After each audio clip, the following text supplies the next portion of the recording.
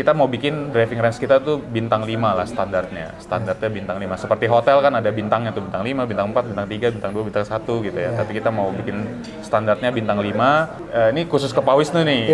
Kayaknya Pak Wisnu juga baru tahu nih, nggak ada orang yang tahu nih selain Pak Wisnu. Hai Sobat Golfer sekalian, kali ini kita ditemani sama Bapak Michael Christavel sebagai direktur operasional ya, direktur operasional kan untuk Arjuna Driving Range, yaitu driving range yang terbaru di Jabodetabek ya? Jakarta Barat. Oh, di Jakarta Barat. Jadi, welcome Pak Michael. Yes. Jadi hari ini konsepnya saya jelaskan ya, ini kita akan tanya jawab dengan 5 pertanyaan saja, 4 pertanyaan sekitar golf atau dunia golf, 1 pertanyaan saya boleh menanya apa aja dan Pak Michael mesti jawab sesingkat dan sejujur mungkin. Oke. Jadi pertanyaan pertama nih, Pak Michael kan bisa dianggap di dunia golf itu berkecimpung lumayan baru ya, baru 1 tahun lebih lah ya. Betul. Dengan sekarang jadi direkturnya Arjuna. Bagaimana rasanya sekarang bergelut di industri golf dibanding mungkin sebelumnya bergelut di bidang apa ya, F&B gitu ya, makanan ya? Building management lah, lebih belakang layar gitu, manage building gitu. Oh, itu di belakang layar, ini maju dikit lah ya, di depan layar. Jadi gimana rasanya? Itu pertanyaan pertama setelah berkecimpung di industri golf. Setelah berkecimpung di industri golf sih senang ya, ternyata banyak banget, ternyata dunia itu luas. Golf itu mengasihkan, ketemu orang-orang hebat seperti Pak Wisnu, seperti Pak Randi, orang-orang banyak lah di dunia golf yang ternyata lebih membuka mata untuk pergaulan saya lebih luas lagi, lebih lebar lagi ya. Terus golf itu juga asik ya, sekarang orang di Indonesia golf lagi naik daun banget. Semua main golf dari semua kalangan lah ya, dari yang junior sampai yang senior juga main golf. Ya, jadi lebih ada tambahan ya dibanding sebelumnya, yaitu ada networking lah ya, setidaknya ketemu orang, apalagi sekarang dengan mengelola driving range sehari-hari juga makin banyak ketemu customer gitu. Jadi dinamikanya beda ya, dibanding sebelumnya ya. Jadi cukup menarik ya. Jadi Pak Michael ini juga bagian dari orang tua grup ya, bekerja sebagai salah satu dari orang tua grup. Jadi bisa dibilang juga ya Arjuna Driving Range itu dimiliki oleh orang tua grup ya. Betul. Benar ya. Kita satu grup, orang tua grup. Cuman beda entitas lah ya. Beda perusahaannya. Betul. Orang tua grup tapi ini orangnya muda. Jadi saya juga kadang bingung. Ini anak muda kerja di orang tua grup. Oke. Pertanyaan kedua nih, bisa Pak Michael jelasin secara garis besar aja apa bedanya Arjuna Driving Range? Karena kita tahu Arjuna Driving Range itu dibikin sangat mewah dengan teknologi dan juga dengan posisi yang sangat strategis ya, di samping jalan tol Kebonjeruk tuh. Betul. Bisa dikasih introduction mengenai Arjuna Driving Range? Awalnya sebenarnya kita punya tanah itu udah lama Pak Wisnu. Sekitar 2011-2012 lah. Nggak digunakan untuk apa-apa, lalu owner kami melihat peluang. Dia ke Top Golf di US, dia main driving range ya, Top Golf lah di US lah ya, siapa yang nggak tahu Top Golf US lah ya. Terus dia mau buat semacam Top Golf di Indonesia waktu itu. Kita sempat reach juga tuh waktu itu Top Golf US untuk masuk di Arjuna.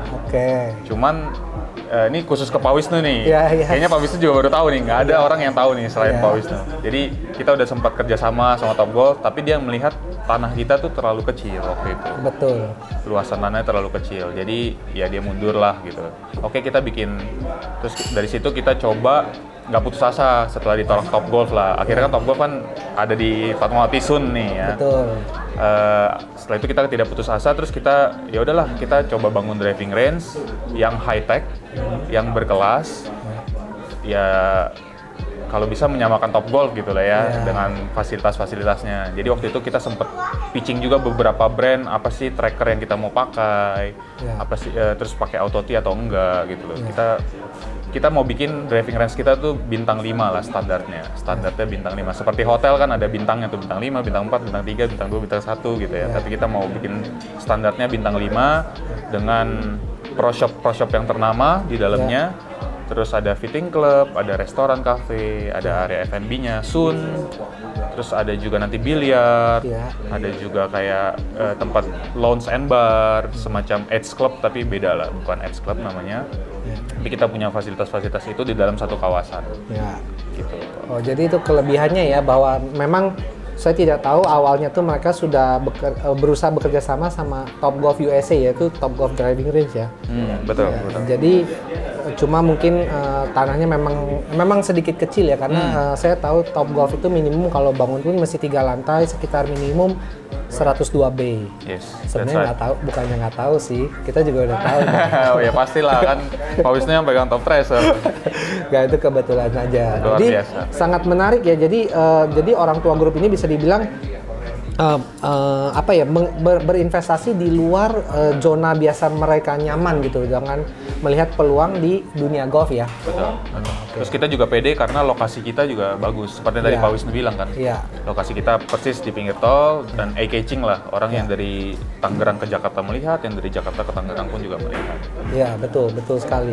Untuk semua sobat golfer yang belum pernah ke Arjuna Driving Range, sangat dianjurkan untuk datang main-main lah, karena fasilitasnya memang menurut saya tuh bintang 5 dan sangat mewah.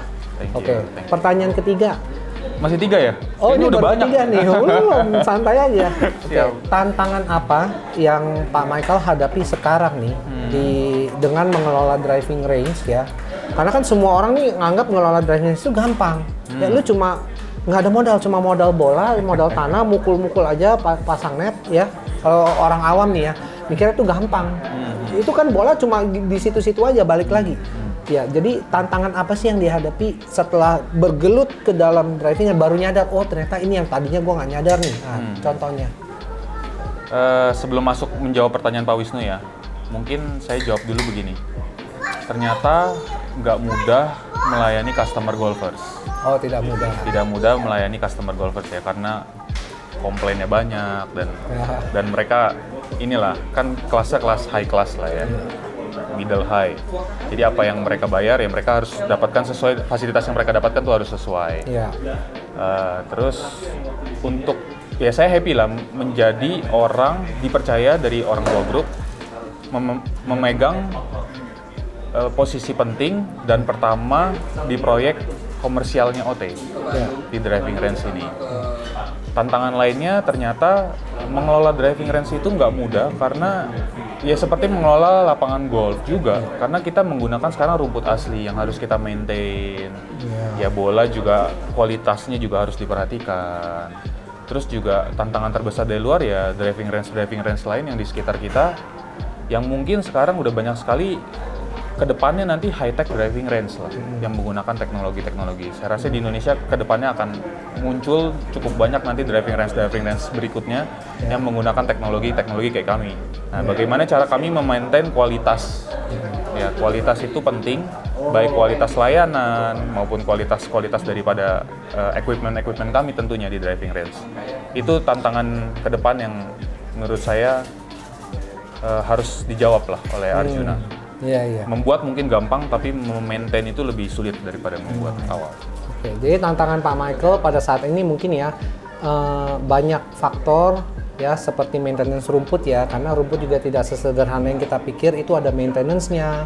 Dan ya mungkin gimana cara sustain ya, ini bisa dibilang bisnis ini, apalagi dengan menghadapi begitu banyak, saya bilang masukan dari golfer-golfer yang ya mereka biasa banyak masukan ya. Betul. Nah, itu sangat bagus sekali. Oke. Pertanyaan keempat nih, menurut Pak Michael nih ya, dalam 3-5 tahun ke depan, bagaimana sih potensi golf atau bisnis driving range? Karena kan sekarang ini banyak banyak PT, perusahaan-perusahaan juga lagi membangun driving range sekitar Jabodetabek. Jadi menurut Pak Michael dengan makin banyak kompetitor, itu marketnya apakah sustainable? Apakah dalam 3-5 tahun ke depan menurut Pak Michael sendiri nih? Kalau menurut saya untuk market golfer sendiri atau driving range sendiri sudah pasti sih berbeda-beda ya Pak. Karena setiap driving range punya primadonanya sendiri gitu loh, kayak yang tinggal di sekitar driving range sudah pasti ya Pak mainnya di situ, dia tidak akan ya mungkin sesekali akan pindah karena bosan, tapi setiap setiap driving range pasti punya customernya sendiri lah di sekitarnya, punya keunggulannya sendiri juga. Jadi juga kita nggak bisa juga reach dari yang jauh-jauh juga. Ya mungkin mereka akan datang untuk sesekali atau diajak teman gitu. Tapi kalau melihat industri golf secara keseluruhan untuk 3-5 tahun ke depan dengan banyak driving range, ya saya sih berharap bukan hanya pandemic golfers, ya kayak kemarin kan kita bicara pandemic golfers banyak sekali ya, tapi juga bisa continue terus di dunia golf. Bahkan ya banyak yang masuk ke dunia profesional nih, karena ya seperti Indonesian Masters sekarang kita punya golfers nih udah mulai banyak masuk, cuman mesti lebih konsisten lagi mainnya, terus mesti banyak lagi junior yang harus kita latih supaya bisa masuk ke event-event besar, tidak hanya di Indonesia tapi juga di dunia. Itu kan yang kita harapkan tentunya kan, seperti pemain-pemain sekarang India, Thailand, Korea, ya kita kan Asia Tenggara lah, jangan mau kalah juga terhadap negara-negara itu gitu loh Pak Wisnu. Itu yang kita harapkan. Nah, dengan hadirnya driving range baru ini, ya kita berharap junior golfers bisa tumbuh dari driving range latihan dulu sehingga mereka bisa masuk ke dunia pro nantinya. Itu yang diharapkan sih. Makanya kita juga di Arjuna komit kita buka Kids Academy, Pak Wisnu. Jadi ada Kids Academy, kita kerjasama juga dengan PGI membuka Kids Academy. Jadi banyak junior yang berlatih di tempat kita. Harapannya bibit-bibit baru akan tumbuh di Indonesia untuk masuk ke dunia pro. Oke, jadi menurut Pak Michael secara garis besar 3-5 tahun depan, walaupun banyak driving range bermunculan, masih ada potensi lah ya. Betul. Tapi yang penting kan bukan kita ngomong potensi, tapi bagaimana potensi tersebut bisa kita tuangkan menjadi bibit-bibit atlet satu hari nanti ya. Setuju. Itu ya pandangan Pak Michael. Wah, itu bagus sekali. Jadi pandangan Pak Michael ini walaupun di dunia golf ini baru 1 tahun lebih, sudah panjang ke depan gitu. Jadi beliau cukup pede nih di dunia golf nih, sangat bagus. Oke, pertanyaan kelima nih, yang terakhir nih. Ini yang paling seru kayaknya. Ya, benar sih, sebenarnya nggak terlalu gimana. Orang kalau udah takut, ya mereka lebih takut, image takut itu lebih besar daripada kenyataannya gitu. Oke. Sekarang sudah kerja di bidang pembangunan, yaitu bukan golf. Dan sekarang juga udah ngalamin kerja di bidang golf. Oke. Kalau boleh dikasih pilihan nih ya, mending kerja di belakang layar tadi atau mendingan kerja di bidang golf sih yang Pak Michael merasa lebih cocok untuk hidup dan karir Pak Michael? Kalau untuk karir ya, dunia golf sih luas. Dunia golf luas. Saya lebih suka di dunia golf sih sejujurnya, karena apa ya, orangnya friendly. Ternyata orang-orang di dunia golf ini meskipun mereka high class tapi mereka low profile juga Pak. Jadi ya tetap mau kenalan, nggak gengsi gitu. Asik lah bergaul dengan mereka. Mungkin kita kalau orang bilang golfers tuh kayak kesannya elit gitu. Ya mungkin ya elit, cuman bagaimana cara kita membuka diri aja sih sebenarnya.